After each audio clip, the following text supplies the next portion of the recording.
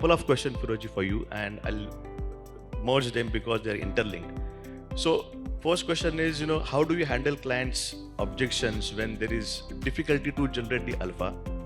And now that we have a model portfolio which is changed this year, and we have 14 schemes now, from maybe 9 earlier, then 11, and now 14 schemes. So, do you also face this objection that why so many schemes and so much of diversification?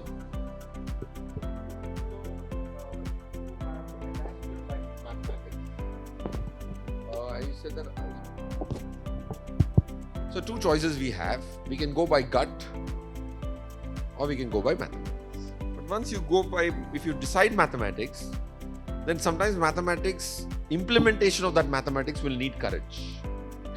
Why did we move from 9 to 10, then 11, then to 14?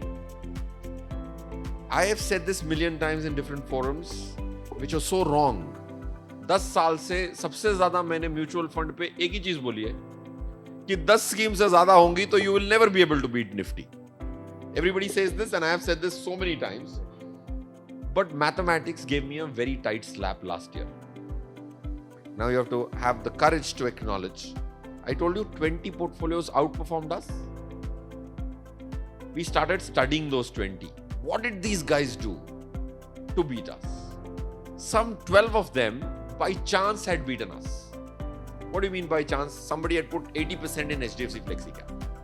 Somebody had put 95% in small cap. He's beaten us, but there was some degree of irrationality there, right? But 8 of them had made minced meat of us. They really showed us gave us the run for our money. 8 of them. You would be shocked, at least I was shocked. The average number of schemes these 8 guys who have beaten us hands down was 26 schemes. How many? 26. मैं ये विश्वास में जी रहा था कि 10 से ज्यादा होंगे तो निफ्टी को बीट नहीं कर पाओगे. But 26 वाले ने निफ्टी को तो छोड़िए मुझे भी hands down beat किया. So from this side of the hypothesis that you can never beat with more than 10 schemes, we have said that number of schemes is not as important as we believe it is. Now this year we're going to analyze 1,000 more external portfolios in which we hope that 50 people beat us, 100 people beat us, and we see whether this trend was an exception or a rule. That's why last time एक scheme बढ़ाने के लिए हमने at least 20 घंटे बहस की. 10 से 11 पहुंचने में we spent at least 20 hours of research debate. This time 11 to 14, why you can have 14 and still beat? If somebody can beat with 26, why is 14 too many? It's a perception. It's not a mathematically derived number. At least this initial study says. Second is, this is the first time in the wealth management industry I'm seeing, or at least I'm recommending, mid-cap exposure greater than lesser than small cap exposure.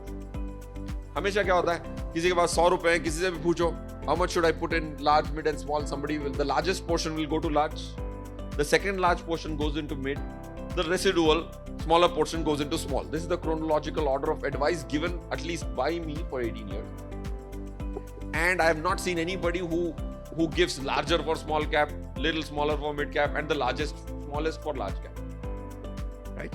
Does everybody concur? Always we have said, सबसे बड़ा large में, उसके बाद में. This is the first time in our history we are recommending 30% small cap and 20% mid cap. Right? And 50% large cap. Implied exposures. Implied exposure by which I mean सबकी डब्बे खोल के overall 300 stock का क्या implied exposure. 50 large cap, 20 mid cap and 30 small cap. Now if you're going 30 small cap, the uniqueness of each small cap portfolio is higher than that of a large cap portfolio. Every large cap portfolio will have larger intersection. So when you're going in the small cap, you need to have 3 small cap schemes. That's why we had to go to 14. So we added, out of the 3 added, 2 are small caps. Because अब small cap कर ही रहा हूँ, 30% which is greater than mid cap, जिंदगी में कभी ऐसा advice नहीं दिया. और उसकी भी एक logic है क्यों दिया. That's why I moved from 11 to 15. So everything gets debated. You may still go wrong on several counts, but if you only follow mathematics, 8 out of 10 will be right decisions. As you rightly put it, I think every time there is a learning process. And that's what we, again, as an organization, we're willing to do that. We do that always. And that's the reason that, if we are beaten 95% people or 90% people, obviously there is something good which we are doing. And this is coming out of that desire to learn, desire to understand. आदमी को सीखते रहना चाहिए हमेशा। देखिए, सीखना कभी जिंदगी में बंद नहीं होता है। I always tell people, मेरे को भी लोग पूछते हैं, मैंने कहा नहीं भैया, जिंदगी में ये today I try to learn, क्योंकि learning का कोई end नहीं है। And that's what will keep anybody, any person who wants to excel in his life. One major requirement is to keep on learning. अड़के नहीं रहना कि मैंने ऐसा सोच लिया तो वही करना है। आपको जहाँ से सीख मिले, जहाँ से अच्छी राय मिले, और जहाँ आप देखते हैं, you can observe and see it and do the research. That's what I think Feroze and our team has been doing an excellent job on that. The amount of, as I said, 20-member team only to look at the mutual fund selection. तो कितनी process लगा के करते हैं, वो बड़ा important है. And that's the reason that, as you rightly said, our model portfolio, anybody has followed. We have audited record to show people कि भाई ये कितना return आया. जो target किया था, we have been able to achieve the return which has been targeted on that. So, thanks Feroze for explaining so well. I think, thank you. But still there are times, probably a year, when we always talk about objectives 3% alpha. But the time is when we cannot deliver 3% alpha. So how do we manage that expectation of a client? So I think it's not such a difficult expectation to manage. You may want to beat Nifty by 3%. What is the rest of the street saying? Take 0. So many people are speaking passive. मैं तो फिर भी 3 बोल रहा हूँ. Last year 0.97 ही आया alpha. You did 0.97. In that there was an SBI contra which gave 14% alpha. Right? In a SBI focus blue chip gave -5% alpha. So whenever you give mutual fund recommendation, one is the client will ask you, ये गंदी scheme क्यों है? तो बोले, sir, even if only God can choose schemes where all 14 will be correct. I'm giving you these 14 schemes. Be rest assured 3 will be duds. I don't know which are those 3. If you told me all 14 schemes should do well at all points in time, I can't take your money as a finance professional. As a sales professional, I'll take it. So coming back, when first key learning is, one client was there about 7-8 years back. Every time नील करके एक mint का journalist है, वो जब भी article छापेगा ना, तब मुझे फोन आएगा. He will arrange all the mutual fund schemes in the descending order of performance, past performance, and the client will call me, ये मेरी क्यों नहीं है, ये क्यों है.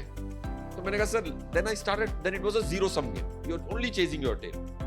Then I said, question ही गलत है client का. If you are expecting me to choose all great schemes, I can't handle your money. Whoever is this God who's ready to take a mandate from you, please give it to me. So don't ever answer questions, was my learning, on individual schemes. 0.97 is better than 0. People have moved from 16,000 crores in passive. 2017, the AUM was 16,000 crores in passive. Today it's 5 lakh crores. Right? लोग 0 से खुश हैं. Right? 3 की तो मैं अपनी internal target 2 to 3 दे रहा हूँ. And last 9.5 years, it's generated 3.23. If you bought 38 schemes, sold 30 schemes, which Shweta Rajani, who is a mutual fund head, said on the same day, you would have made 3.23% more, or 10 crore guy would have made 8 crore alpha. 10 crore guy would have, this 3.3, it looks like a piddly amount, right? In rupee terms, अगर किसी ने 10 करोड़ रुपया श्वेता को दिया होता और बोला था जो भी तेरे ट्रांजैक्शन थे, 38 plus 36, 38 entries, 36 exits, the person would have had 8 crores more than Nifty. Right? So you tell him, sir, 2018, -2 also happened. 2019, first half, again -1.5 happened.